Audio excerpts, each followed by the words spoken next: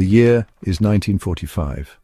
The world is engulfed in the final throes of the most devastating conflict in human history. The Allied forces are closing in on the Axis powers from all sides, and the end of World War II is imminent. The once seemingly invincible Third Reich is now on the brink of total collapse. The once mighty Third Reich is crumbling. Berlin, the heart of Nazi Germany, lies in ruins. The city, once a symbol of power and grandeur, is now a landscape of devastation and despair. Buildings that once stood tall and proud are reduced to rubble, and the streets are filled with the echoes of destruction. Soviet forces are closing in on Berlin, their artillery fire a constant drumbeat of doom. The Red Army, relentless and determined, pushes forward with an unyielding force. The sound of gunfire and explosions fills the air, a grim reminder of the relentless advance of the Soviet troops. The city is under siege, and the end is near. Deep beneath the ruins of the Chancellery Garden, Adolf Hitler, the man who had once held Europe in his grasp, prepares for his final stand. The Führerbunker, a fortified underground shelter, becomes his last refuge. Here, in the depths of despair, Hitler faces the reality of his impending defeat. He is holed up in the Führerbunker, a concrete tomb that will bear witness to his last days and the downfall of his 1,000-year Reich. The bunker, designed to be a safe haven, now feels like a prison. The walls, once a symbol of security, now close in on him, suffocating and inescapable. The story of Hitler's last days is shrouded in myth and speculation. Over the years, countless theories and rumors have emerged, each adding to the mystique and enigma of his final moments. Some say he was delusional, clinging to the hope of a miraculous victory. Others believe he was resigned to his fate, accepting the inevitable end. Eyewitness accounts often contradict each other, painting a fragmented picture of the chaos and despair that reigned in the bunker. Those who were there describe a scene of utter pandemonium, with fear and uncertainty hanging heavy in the air. The once orderly and disciplined Nazi regime had descended into madness, as the reality of their defeat became undeniable. What really happened in those final days? What were the thoughts and emotions of the man who had led Germany into one of the darkest chapters in history? As the walls of the bunker closed in, what went through Hitler's mind? Was it regret, anger, or a cold acceptance of his fate?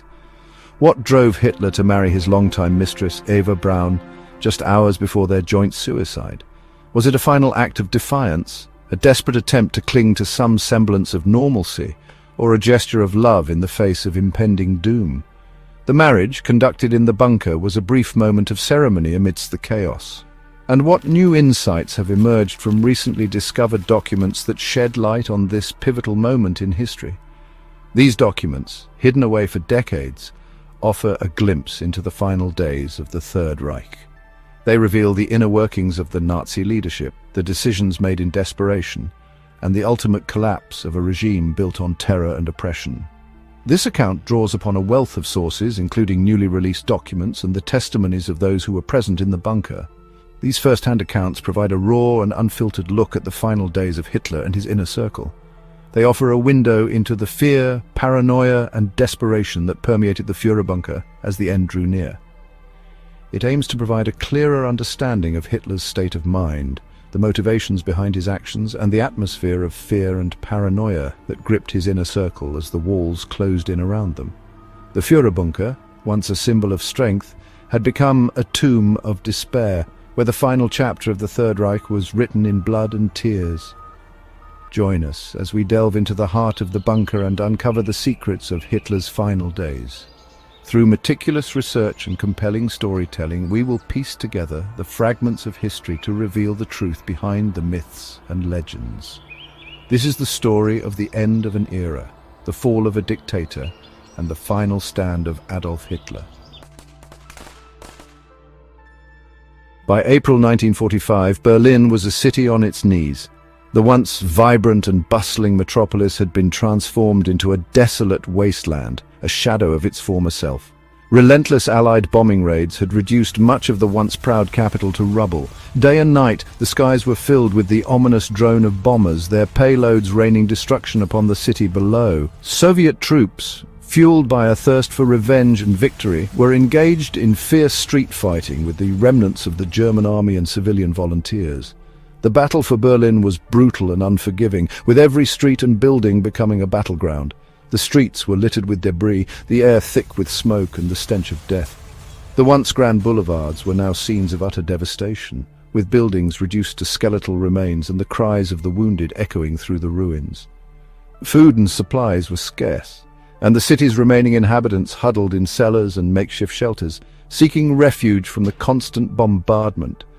Families were torn apart, and the daily struggle for survival became a grim reality for those left behind.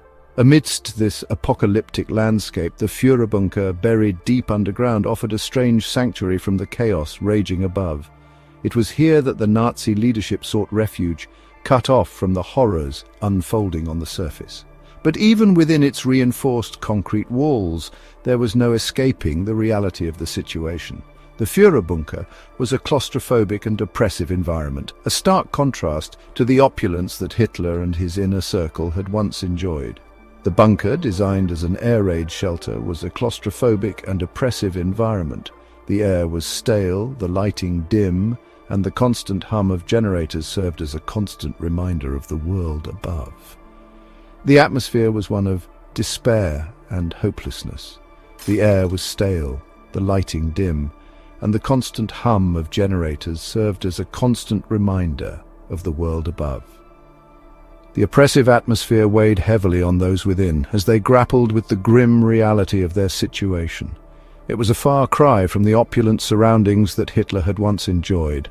The grand halls and luxurious residences were now distant memories, replaced by the cold, unyielding walls of the bunker. Yet it was here in this subterranean tomb that Hitler clung to the last vestiges of power, directing what remained of his shattered forces, and issuing delusional orders that bore no relation to the reality on the ground.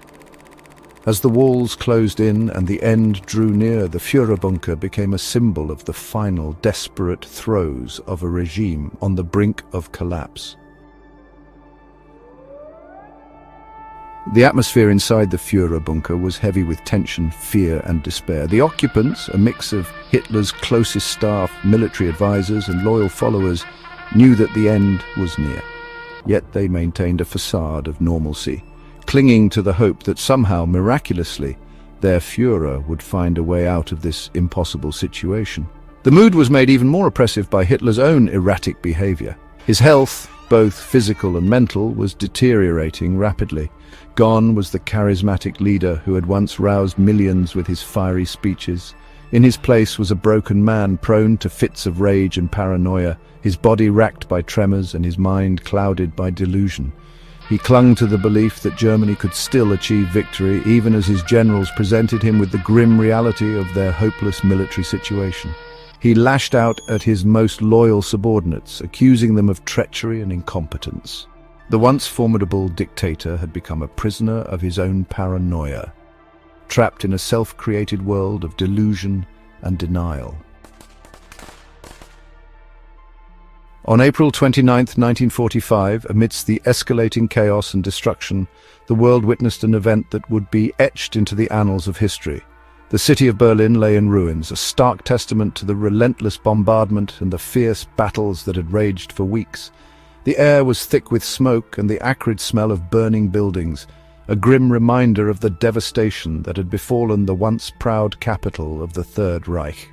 Deep within the Führerbunker, Adolf Hitler, the man who had plunged the world into war, took a step that shocked even his closest confidants.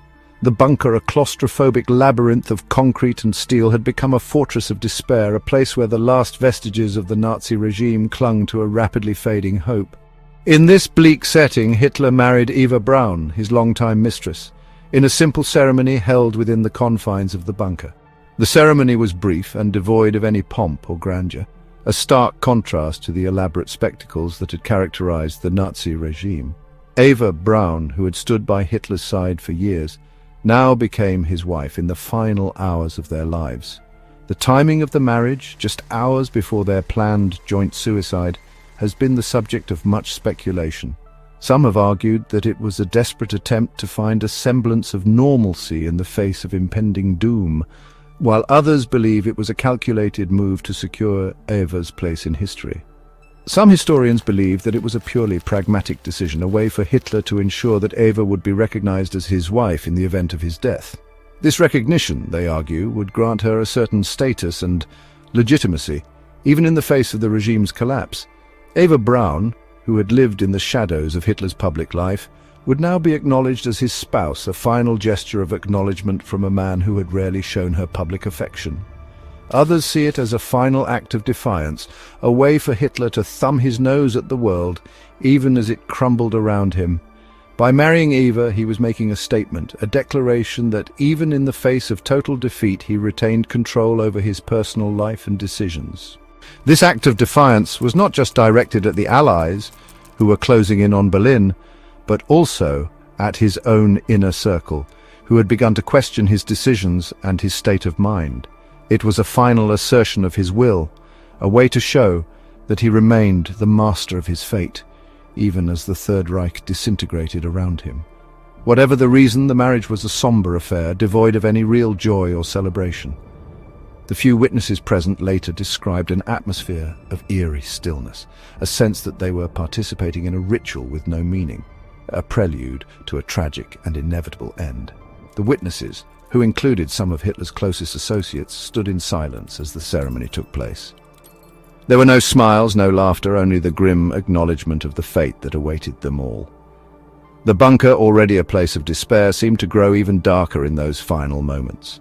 The sense of foreboding was palpable, a heavy weight that pressed down on everyone present. They knew that this was not a celebration of love, but a final act in a tragic drama that had played out over the course of years. The marriage was a symbol, not of hope, but of the shared despair that bound them all together.